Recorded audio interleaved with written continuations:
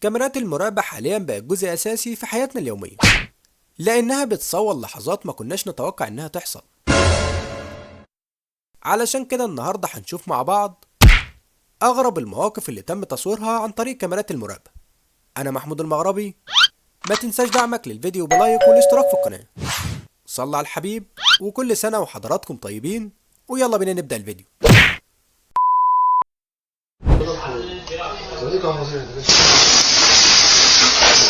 أتمنى بعد اللي حصل ده ما تلمس حاجة تاني. بجد أنا محتاج حد يفهمني الناس اللي هتنزل دلوقتي من العربية دي كلها جت منين؟ ده عربية بضايع مش ميكروباص خالص، تحس هنا إنهم طالعين من تحت الأرض. تخيل تبدأ يومك بنفس الطريقة. قلة التركيز في شغلك هتوصلك لحاجات أسوأ من كده. الشخص ده شكله كان تايه في الطريق، وده كان الحل الوحيد اللي شافه قدامه. Buenas tardes, perdona, para Bolonia. Vaya, venga, gracias. Qué bueno, tío. Ole tú, ole. في روسيا توقع أي حاجة غريبة ممكن تحصل وانت شغال. الناس اللي كانوا في الموقع من كتر الصدمة ما عرفوش يتحركوا، لحد ما الدب قرر يمشي بنفسه. بسبب انزلاق موقف العربيات اللي قدامكم هتشوفوا دلوقتي تصادم غريب. واضح ان الست دي ما كانش معاها فرامل. مندوب التوصيل ده حظه كان نحس جدا، ده يا دوب لسه بيلمس الباب. يا لهوي على اللي حصل، مش قلتلك حظك نحس؟ على الرغم من اللي بيحصل في الخلاطة بسبب العطل اللي حصل فيها، لكن الشخص ده عنده ثقة بنفسه ان يقدر يوقفها، بس ازاي الله اعلم. تخيلوا حظ الشخص ده في المكان اللي واقف فيه، رغم ان الطريق واضح ان مزحلق جدا لكن مصمم يكمل عادي. الست دي حظها كان حلو جدا، لو كانت اتقدمت ثانية واحدة كمان كان الموضوع هيبقى بشكل تاني خالص. لكن الحمد لله كل حاجة عدت بسلام ومحدش اتصاب بأي أذى. الاتنين دول شكلهم كانوا بيتفقوا على حاجة غلط علشان يحصل معاهم كده. اللي حصل ده عقاب فوري من غير كلام. الموقف ده لو كان متجهز له صدقني ما كانش هيبقى بالشكل ده خالص.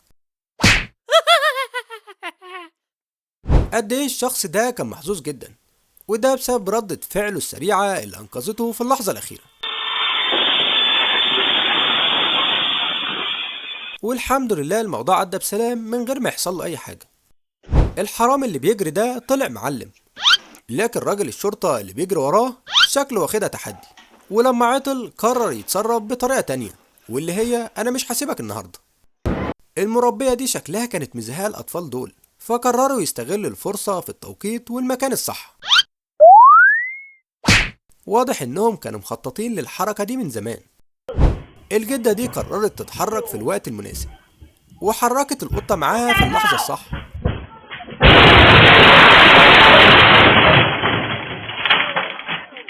والحمد لله الموقف عدى على خير ومحدش يتصاب بأي أذى. بالفعل هنا لما يكون الحظ معاك في الوقت المناسب. لو حظك النهاردة وحش أكيد مش هيبقى زي اللي حصل للست دي. مفيش نحس أكتر من كده. في اللحظة اللي حصل فيها هوا شديد والشمسية طارت، مفيش حاجة شهدت انتباهي غير الشخص ده.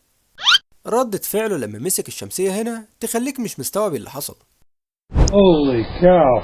الراجل ده عنده كمية ثبات غريبة مش عارف جايبها منين. تخيل نفسك مكانه هنا هيكون ردة فعلك ايه ساعتها؟ الشخص اللي جايب العربية ده أكيد عنده مهارة غير طبيعية بسبب اللي هتشوفوه دلوقتي.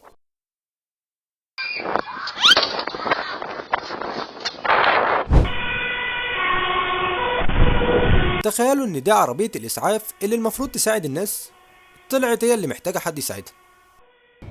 تخيل أخيرا تجيب الشاشة اللي كنت بتحلم بيها، لكن فجأة ربنا يرزقك بالاتنين دول، واللي بصراحة أغبى من بعض. يا لهوي على اللي حصل، الشاشة خلاص ما عادتش نافعة نفسها تاني. صدقني لو في منك اتنين في نفس المكان ده ما كنتوش هتكملوا يوم واحد. يا راجل بتعمل ايه؟ ربنا يكون في عون اللي شغلك.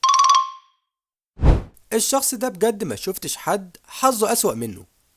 يا دوب لمس الرخامة راحت مخلوعة في ايده. بتعمل ايه؟ هي خلاص كده شكرا. بجد الطريقة اللي الشخص ده بيستخدمها علشان يرفع بيها الحاجة اللي معاه مخليها شكله عبقري. يا جدع حرام عليك، ده انا كنت لسه بشكر فيك دلوقتي.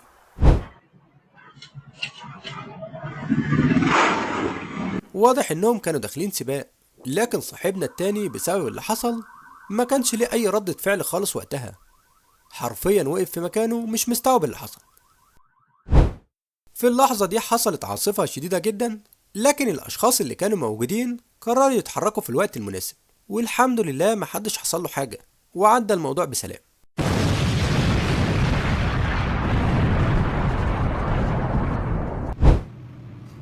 بعد اللي حصل ده انا متأكد وعارف كويس ان ده اخر يوم ليك النهاردة في الشغل. الشخص ده انا عاوزه يديني سبب واحد ان يعمل كده. بجد مش عارف ازاي فكر في الحركة دي، ده طلع محظوظ جدا. الموقف ده هيعلمك انك لازما تكون مركز في كل حاجة بتحصل حواليك علشان ما ينتهيش بيك الحال زي الشخص ده. وللأسف وصلنا لنهاية الفيديو، لكن الأوقات اللي دايما بقضيها معاكم بتكون من أحلى وأجمل الأوقات، وساعتها بكون مبسوط جدا. ويا ريت ما تنسيش تعمل لايك للفيديو وتشترك في القناة وتشوف بقى الفيديوهات على القناة. أشوفكم بخير، سلام عليكم.